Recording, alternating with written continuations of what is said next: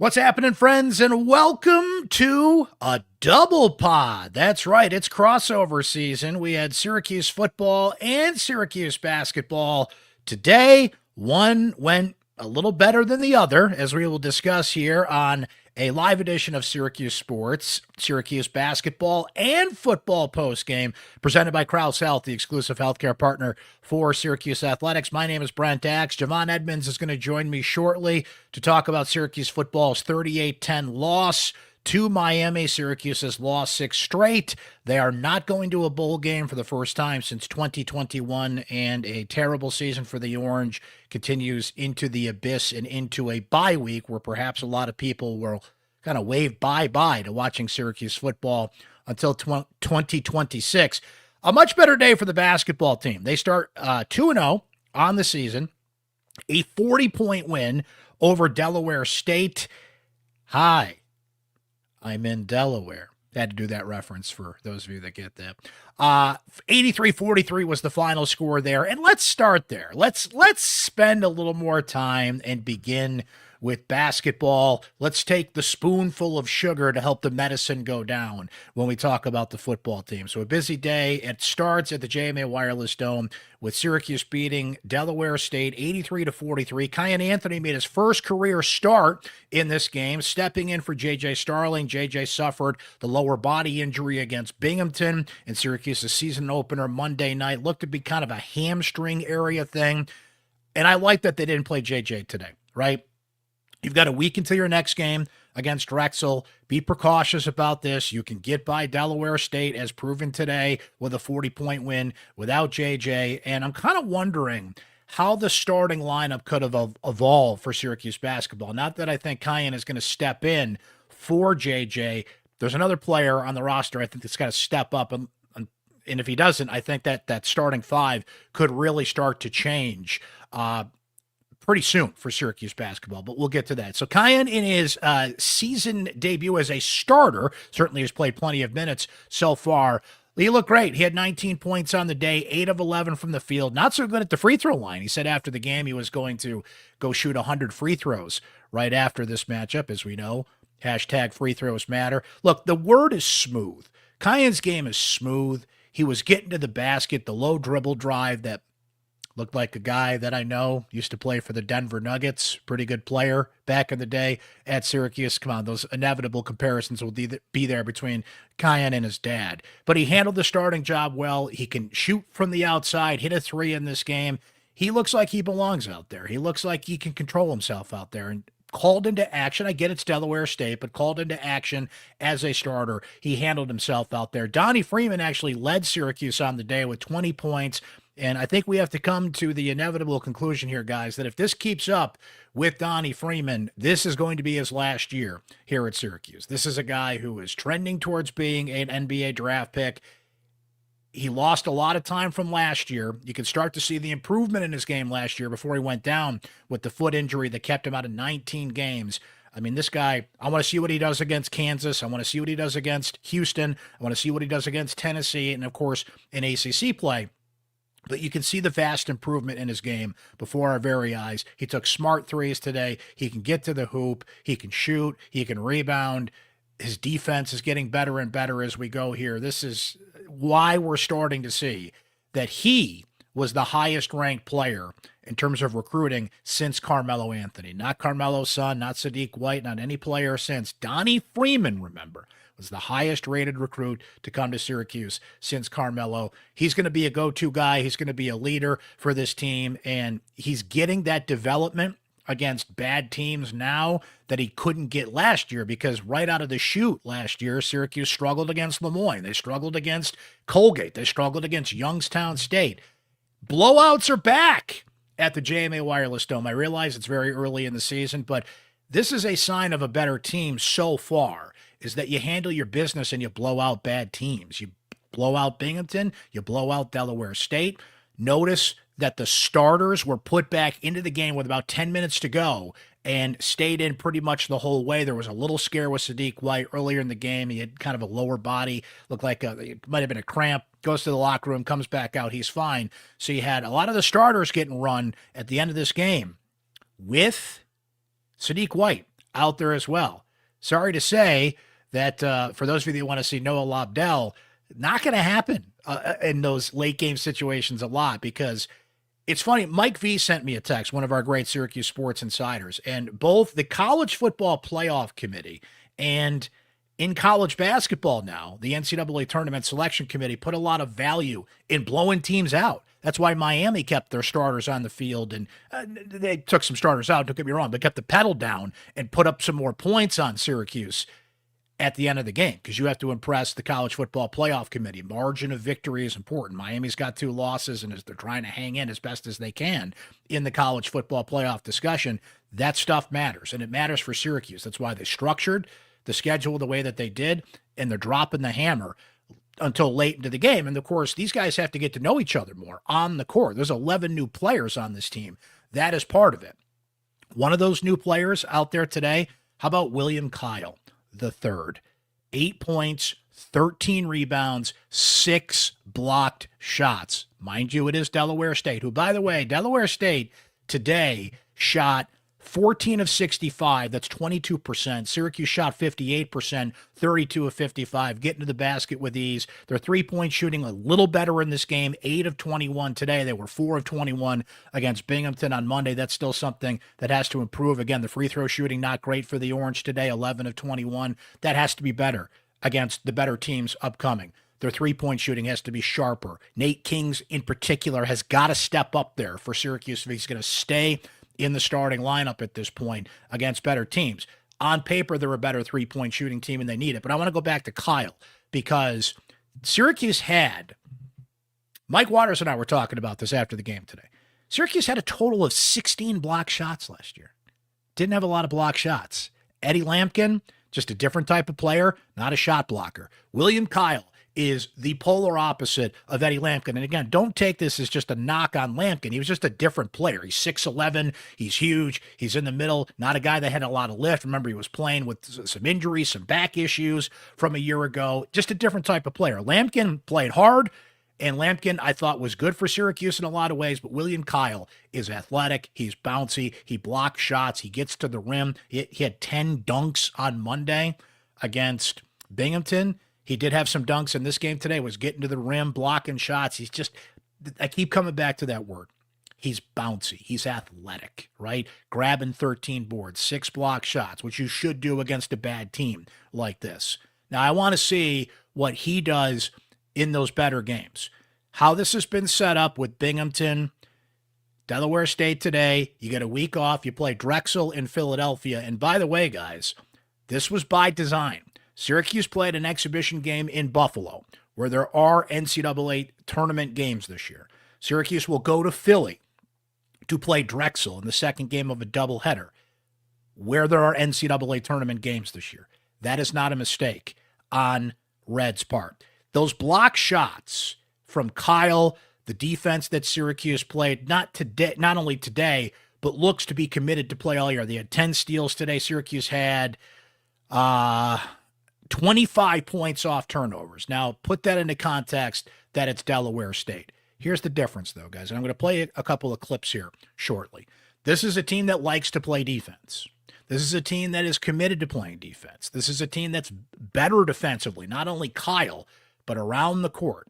So I want to play a couple of clips here, because we heard so much about what they did in the summer. And again, this all has to carry over when it matters. But you build up this confidence now, which they didn't have the opportunity to do last year. I mean, you knew it in game 1 against Lemoyne last year. Like, uh-oh, this isn't good. This is not a good team. You're struggling against Lemoyne, and that continued, and it never faltered throughout the year. They went 14-19, as we know. This team looks better offensively, which is great. You need that scoring, and it's fun to watch this team go up and down the court. It's fun to watch this team score. It's fun to see Donnie Freeman scoring and Kiyan getting 19 and William Kyle's dunks, and when they hit their threes, and when that team is flowing offensively, don't get me wrong, that is going to be fun to watch. But this team was not going to get better, was not going to be in the conversation to be in the NCAA tournament unless they got markedly better defensively, okay?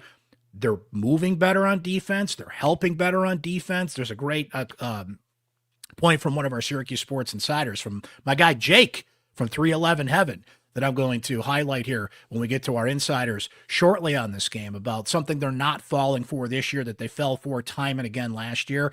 But I asked a few guys in the locker room afterwards about, so where did this commitment to defense come from? What was the offseason message? I asked Coach Autry about that too.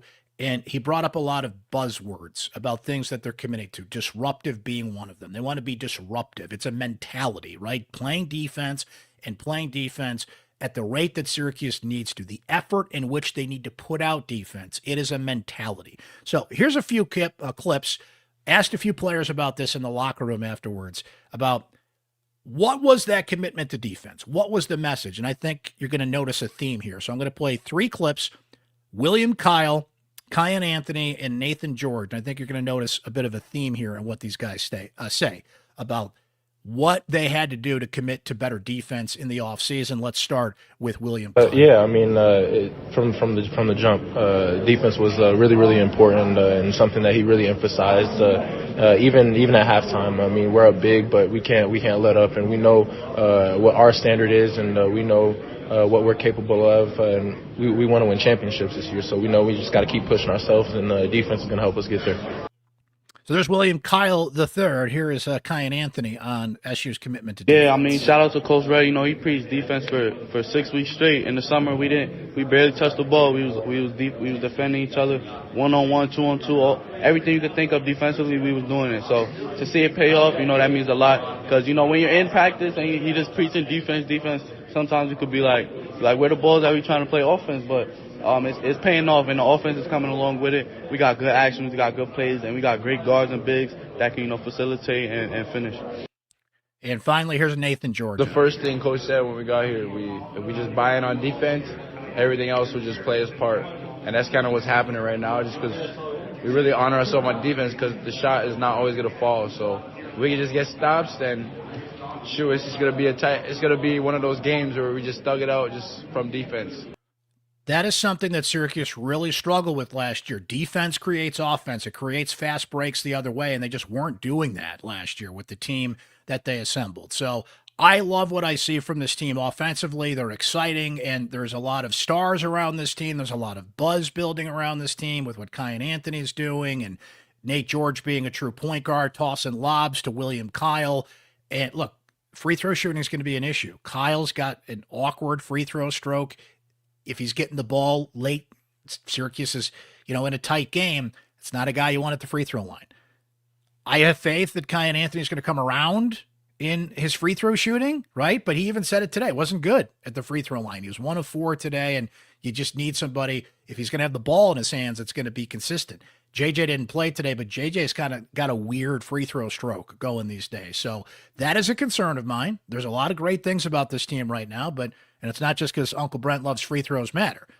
You've got a few guys that have not shown they can hit free throws consistently, right? So can Naithan George be that guy with the ball in his hands late and seal the deal with free throws? That's going to have to be the case because some other guys that are going to have the ball in their hands, Donnie Freeman even, right? You got to see what he's going to do free throw wise. He was 7 of 10 today. He missed a few, right? So that's something that will come along as the season goes.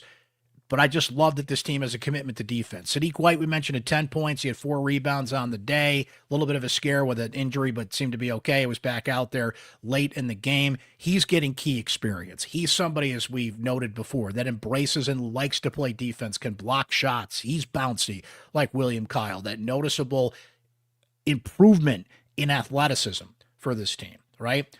Now, I do want to note this too, and I want to be very patient with this. I'm not saying like it's got to happen next week, but Nate Kings is in the starting lineup. He's new. A lot of new guys on this team. Kings is a great shooter. If you watch him in warmups, he doesn't miss.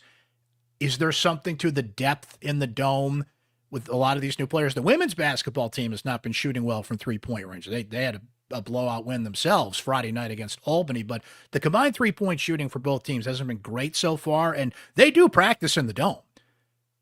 They try to practice as much as possible in the dome with the basketball setup. They try to practice at least a day or two ahead of time in the dome when the basketball court is set up, which, you know, it's crossover season. It's not always the case, but they do practice in there. It's not like they only practice at the Mello Center, then go into the dome for games. But Nate Kings is out there primarily to shoot threes. It's not that Nate Kings can't drive the rim. He did that today. It's not that Nate Kings can't play defense. He can do that today. He actually didn't get to the free throw line on the day. But Kiyan showed he can handle himself in the starting lineup. If that's at the 2, which he had to do for JJ today, or can he do it at the 3? I think he can. He's actually a bit bigger than Nate Kings, and Nate might find himself in a role where he's better punching it in off the bench, being somebody who gives you strong bench minutes, can come in, hit that 3. I mean, the way that Red is subbing these days anyway with the hockey lines, it almost doesn't matter. And the starting 5 can be a bit overrated as it is. It's what you do when you're in the game when it matters, right? You're in the game, you provide a matchup, you give a spark off the bench, which Tyler Betsy does with his 3-point shooting, and this is a deep team. Red reiterated at his presser today. I know he stop me if you heard this one before, that they want to go 8-9 deep, but it truly feels like this team and this coach wants to go 8-9 deep. And what prevented that from happening last year was injury when JJ went down and Donnie went down, and just a banged up team, and you couldn't go as deep as you want. So knock on wood, this team stays healthy. We'll see if Nate stays in that starting lineup. And the dynamic when JJ comes back, and this is a good problem to have. Don't get me wrong. JJ's going to play. I mean, JJ's not going anywhere, guys. He was one of the top 5 or 6 scorers in the ACC last year. He can get to the rim. He can shoot. JJ's defense is always a little hit or miss, but he's going to play. He's a senior leader, and these guys look up to him and Donnie. He's going nowhere. But I'll be curious to see how Red handles this going forward, because Nate Kings has yet to kind of have that breakout game. He's still getting in the flow of things. It's only 2 games in. Just something I want to know. Just something I want to note. Just something I want to put out there. And just kind of like keep an eye on that, right? I think that Red is going to be patient with this, but just something to keep in mind and keep an eye on going forward here. Okay. That's basketball. That's the spoonful of sugar. That's the 40-point win. That's the smile put on your face as a Syracuse sports fan today. Shortly after that game ended at the JMA Wireless Dome, football began. I swear to God, guys, it's going to feel like the Streisand effect, okay? And I'm going to bring in my guy, Javon Edmonds here, standing by, ready to talk some football here. Oh, he's on the phone, so we'll get back to Javon here shortly. Javon, give me the thumbs up when you're ready to come in there, buddy. He's got some important things going on there. He's reporting as we speak. We're live, folks. Things are happening, man. So we'll get to Javon in a minute here, but I swear this game was scoreless until there was 3.5 minutes to go in the second quarter. Syracuse and Miami were trading punts until there was 3.5 minutes to go in the second quarter. I think we're going to bring in Javon here. So, Javon, I'm telling the people that, they're not going to believe me when I say this was a scoreless game until there was 3.5 minutes to go in the second quarter. They were trading punts. Miami, for a good stretch of this game, looked like they wanted to be anywhere else except Hard Rock Stadium. Did they have a hangover from the loss last week, and maybe they're just not into the college football playoff conversation? You're like, oh, okay, like something's happening here. And then 41-yard screen pass. Carson Beck catches a touchdown pass on the wide receiver throwback. 7-0, pick 6, 14-0, and any thought of this game being a game kind of went away at that point. A fumble by Yasin Willis before halftime on 1st and goal, which why Syracuse was running the ball on that play with 22 seconds to go and only 1 timeout, is something we can discuss. They get the ball early in the second quarter, or in the third quarter to start the second half. 4th and 3. They're trying to figure out, do we go for it? Do we kick a field goal? They take a delay of game while trying to make that decision. They kick the field goal, but Miami runs away with this one. So it kind of feels like Groundhog Day with this team. There's 2 games to go. They go into a bye week, and this one turned out pretty much the way everybody thought it would. But for about 2 quarters, this actually was a football game, but nobody's going to believe that when they look at the final score, right? No. I felt like the first touchdown, that was the football gods talking to Fran. That was, hey, your defense was balling out up until this point. You had 4th and 3 pretty much at midfield. And your offense needs a spark. You're a 3-16.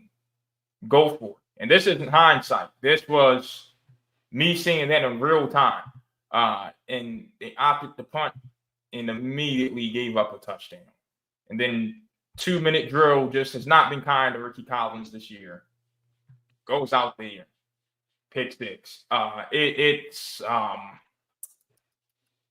when you have a team like Miami that can score the way it has, scoreless that deep into the first half, that is rough. Miami's the 7th best scoring offense in the ACC. They came into this game averaging 33 a game. Mm-hmm. And you had the Hurricanes scoreless for that long. You got to go for it right there. You do. And then the field goal. Like, again, go for it. You've got nothing to lose.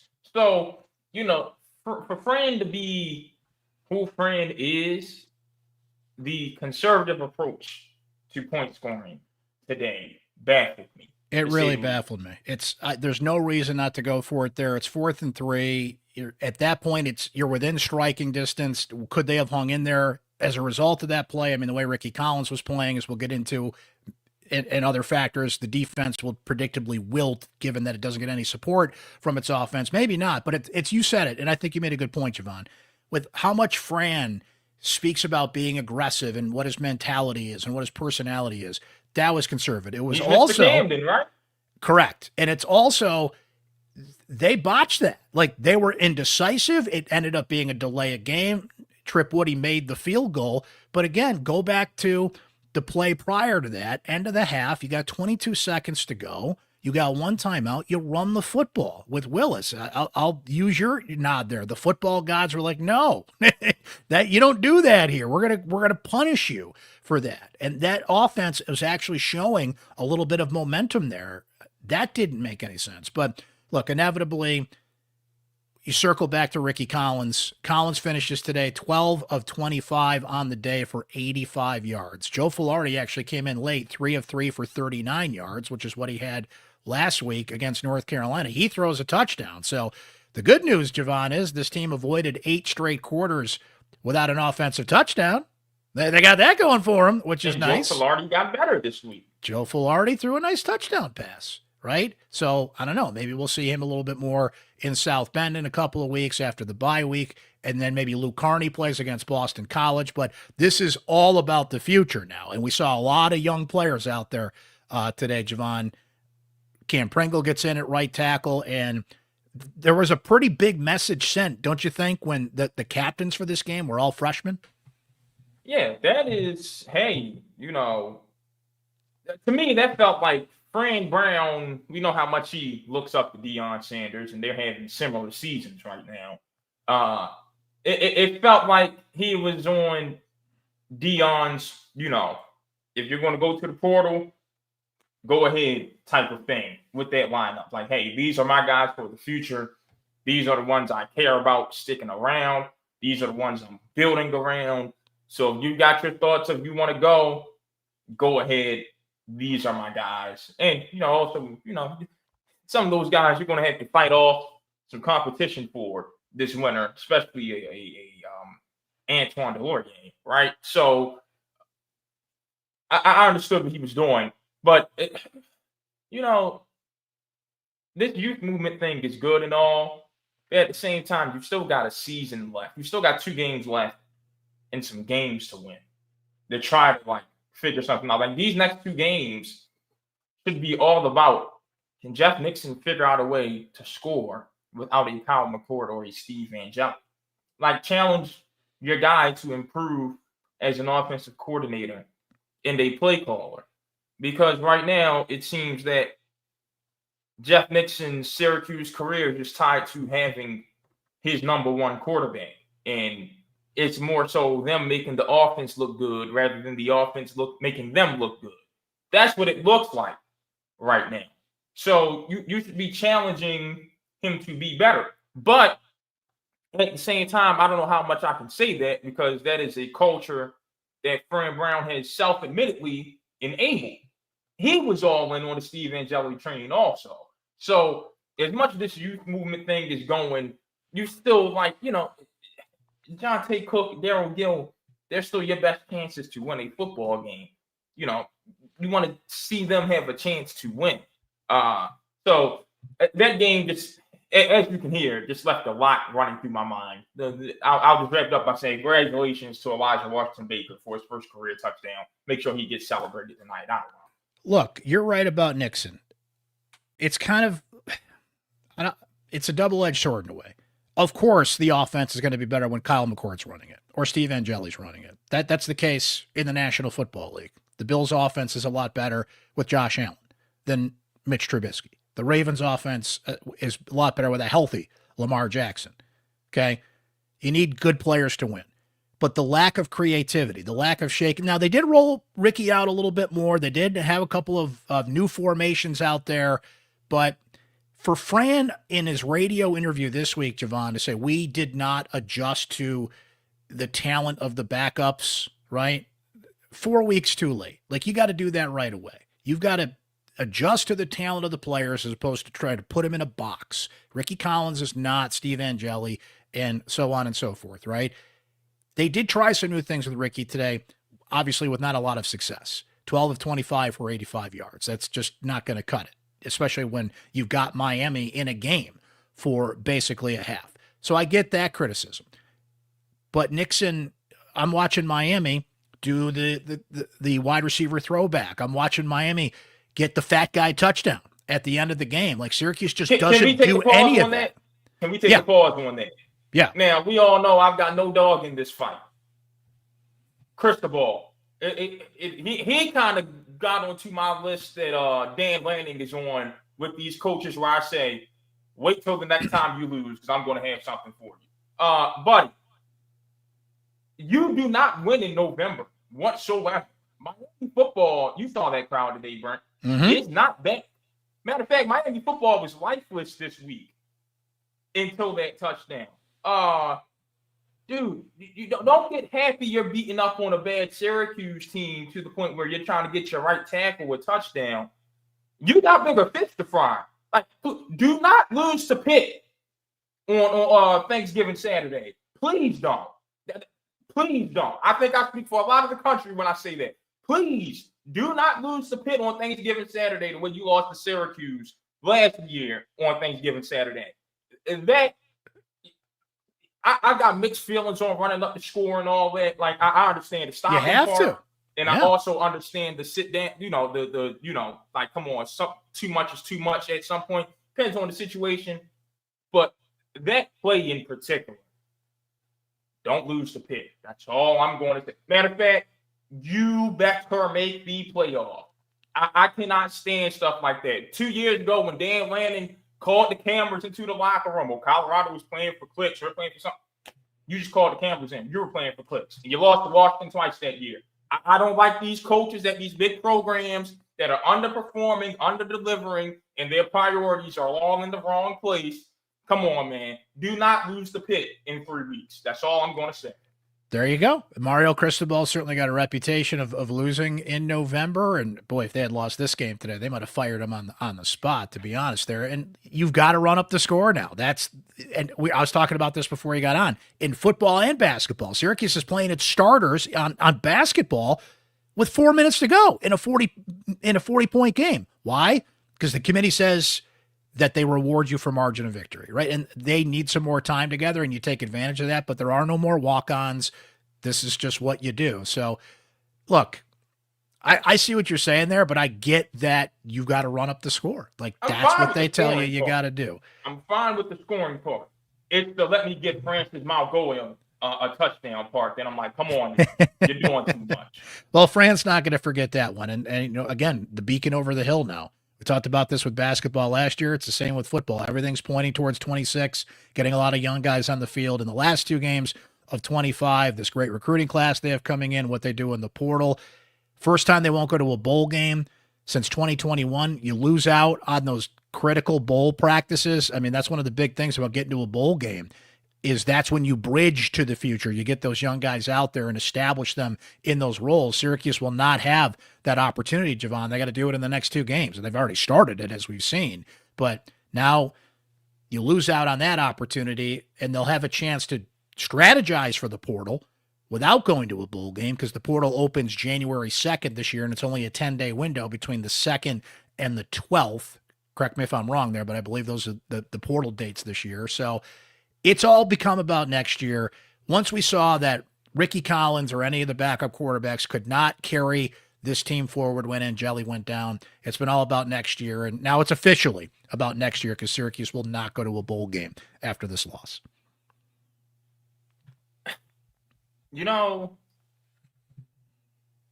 I will say, when you have a season like this and you're a recruiter like Fran Brown, it raises a question for me from the point of, I expect your roster to be a bit deeper. Mm-hmm. Now, granted, like, let him get his recruiting classes in and let them develop. So it's not one of those quick rush things, but it adds a little bit more pressure onto the classes of 26 and 27. Like, hey, these guys have to pan out, because as of right now, your roster isn't deep enough to compete for conference championships the way you say, and to hold up your reputation as a recruiter. If I'm looking at a college program and I'm looking at your head coach, I'm looking at it in archetypes. Is this a guy who just is great at running an organization? Is this a guy who is just a super dynamic play caller on one side of the field?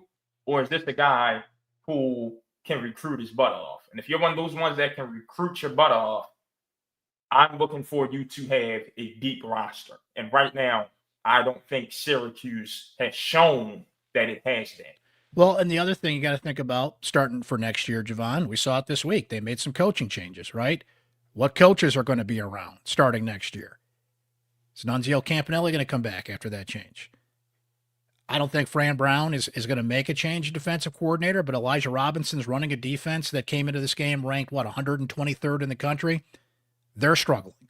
What other changes could there be on defense, offense, coaches that just inevitably leave for other opportunities, other changes that Fran wants to make? We don't have to talk about that today, but it's something to start thinking about, because the players will change in the portal. The recruits will come in from next year, the youth movement on this team, the players they do get back that are older, wiser, and better next year. But what kind of coaching staff changes will be made? Something to start thinking about in the bye week as well. Javon, thank you, my friend. Good insight. Thanks for hopping in there. I'm going to let you go and spend some time with the insiders here, as we mostly have basketball comments today. So I know you'll be watching hoops, and you'll have plenty to say about hoops as we go through here, especially with that team heating up and football winding down. But appreciate your insight as always, my friend. Absolutely. Kiyan Anthony, do your thing, buddy. Do your thing. It's a smooth player, man. Smooth player. Thanks, Javon. Appreciate it, buddy. There he goes. Javon Edmonds, folks, hopping in, giving us some great insight on, frankly, let's just kind of get through football and put the focus on basketball here. I know that's something you've heard before, but it's a different feeling, right? No one's bailing on Fran Brown.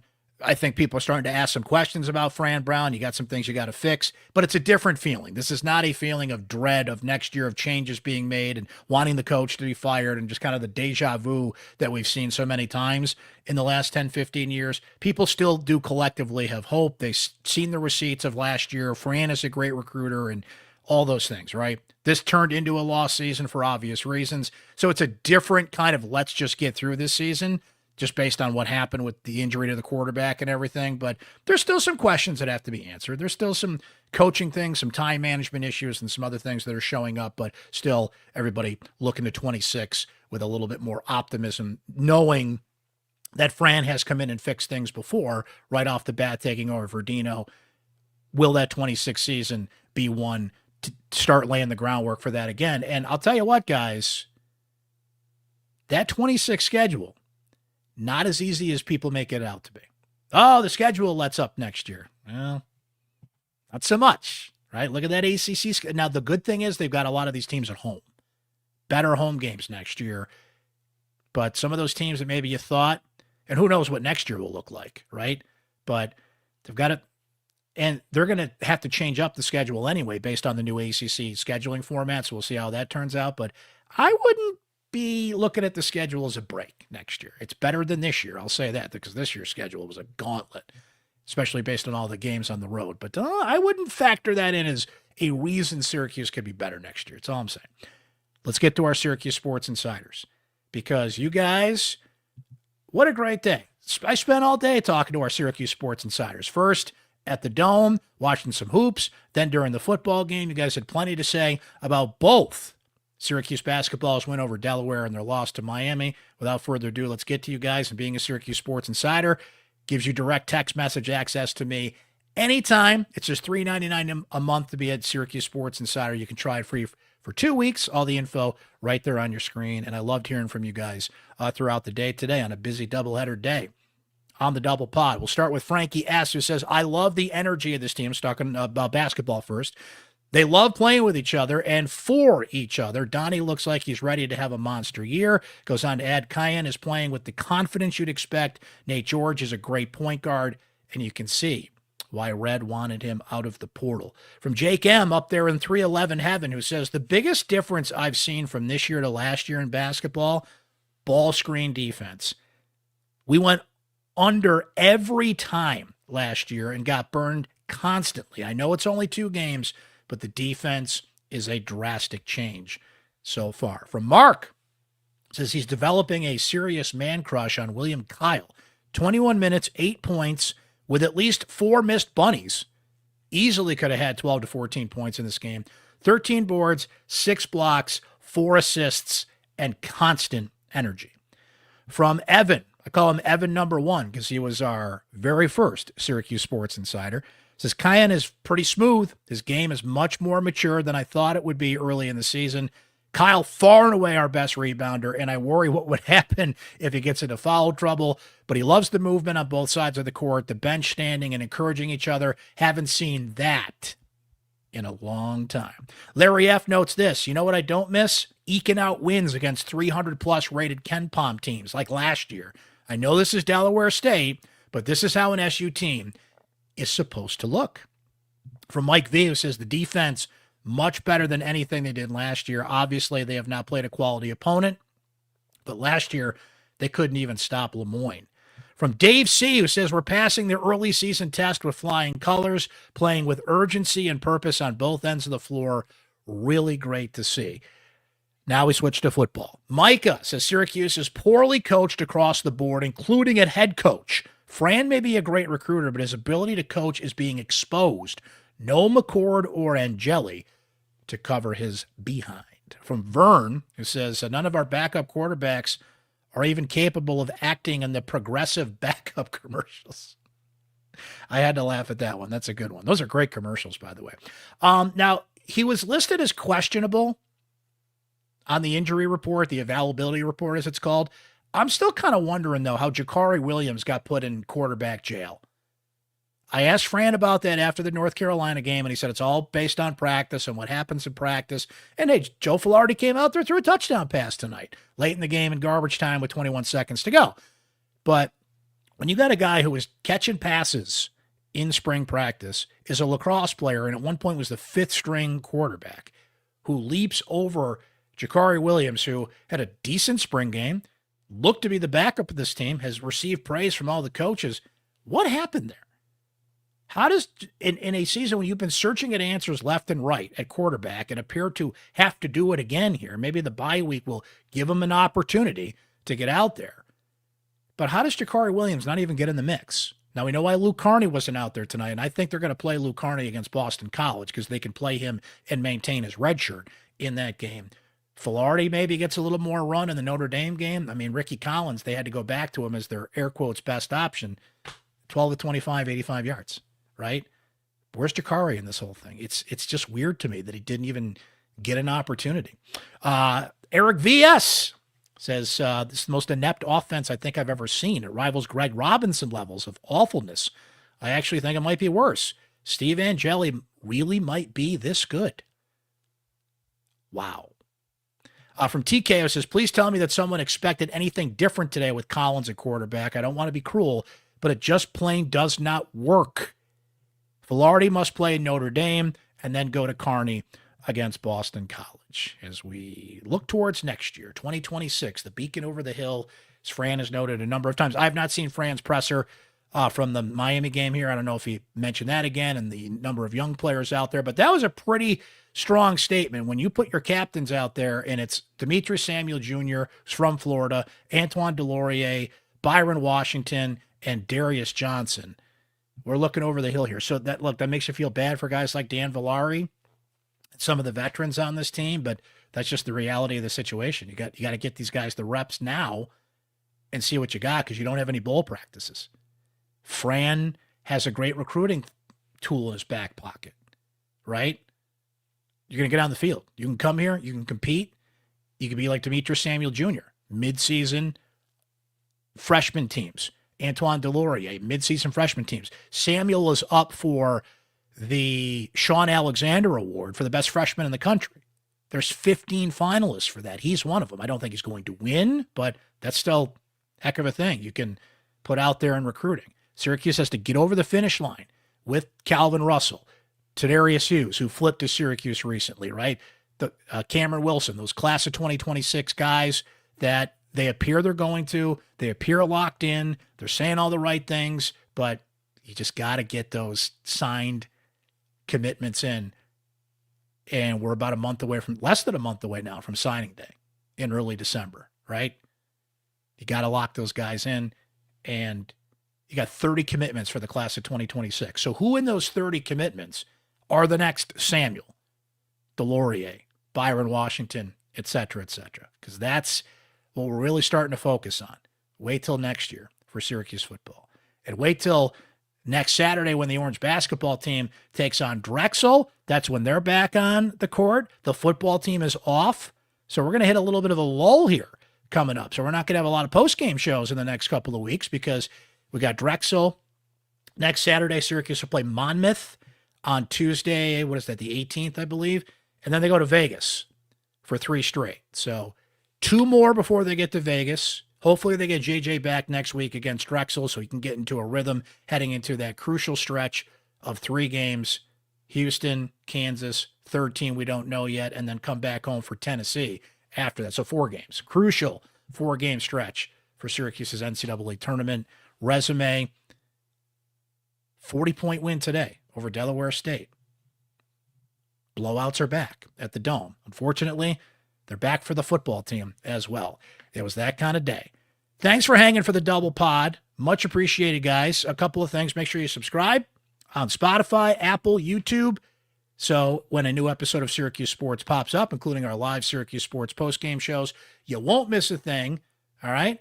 Become a Syracuse Sports Insider. Join our group of some of the most passionate Syracuse sports fans out there. You guys will still be watching. We'll be watching. We'll be covering it for you. I'll be texting you all about Syracuse football, going into a bye week, so there won't be a lot of news, we think. I shouldn't jinx myself over the next week or so before they go to South Bend.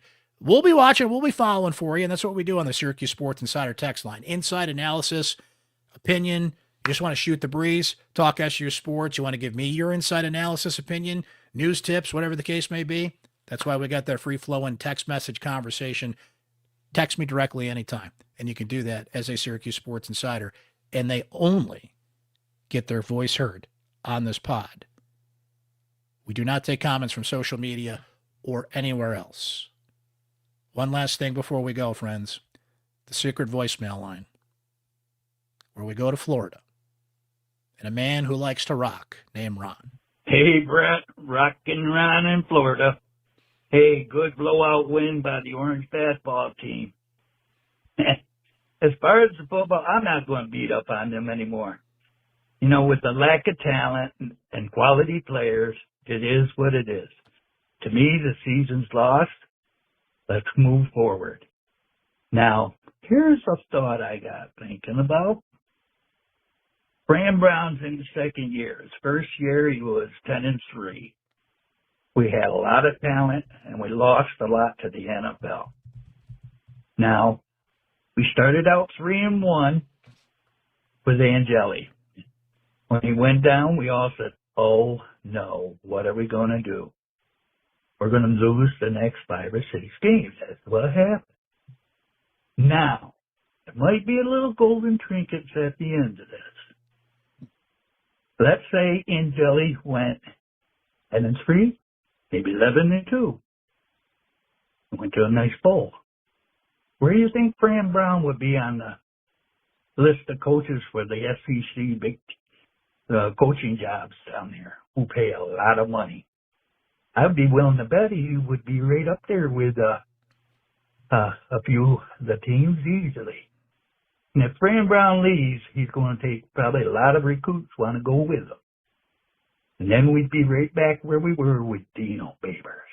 No way. So I'm going to take this the rest of this year as a loss. I'm going to sit back and I'm going to look for next year because I guess we got a class of 25 quality players coming in. Anyways, I'm going to hang in there. I'm going to watch out the rest of the games. Until next week, later. How about Rock and Ron? Were they reasonable? Not going to rag on him anymore. I'm just going to let it play out here. You know, interesting what-if scenario, and that's unfortunately what this 2025 season will turn into for Syracuse football. A what-if Steve Angeli did not go down with that torn Achilles at Clemson. What kind of different conversations would we be having, even with some of the issues that showed up on this team elsewhere? But if you don't have a quarterback, you don't have anything. In football these days, and Syracuse showed it did not have a quarterback beyond Steve Angeli, which is a problem they still have to solve, by the way, in the offseason. We'll see how that goes. We'll have plenty of time to get to that on upcoming episodes of Syracuse Sports. So thanks for tuning in tonight. You guys enjoy the rest of your weekend. We'll have Syracuse Sports Pods coming up for you. Make sure you subscribe and follow on Spotify, Apple, and YouTube so you catch those new episodes. Our next post-game show, not till next Saturday, after the Orange take on Drexel in Philadelphia. A little hoops for you there, and we'll keep it rolling here as the season goes along. But thanks for hanging with us tonight. Thanks to Javon Edmonds for joining us. Thanks to our Syracuse Sports Insiders. We will talk to you next time, guys. This has been Syracuse Sports Live, Syracuse football and basketball postgame, presented by Krause Health.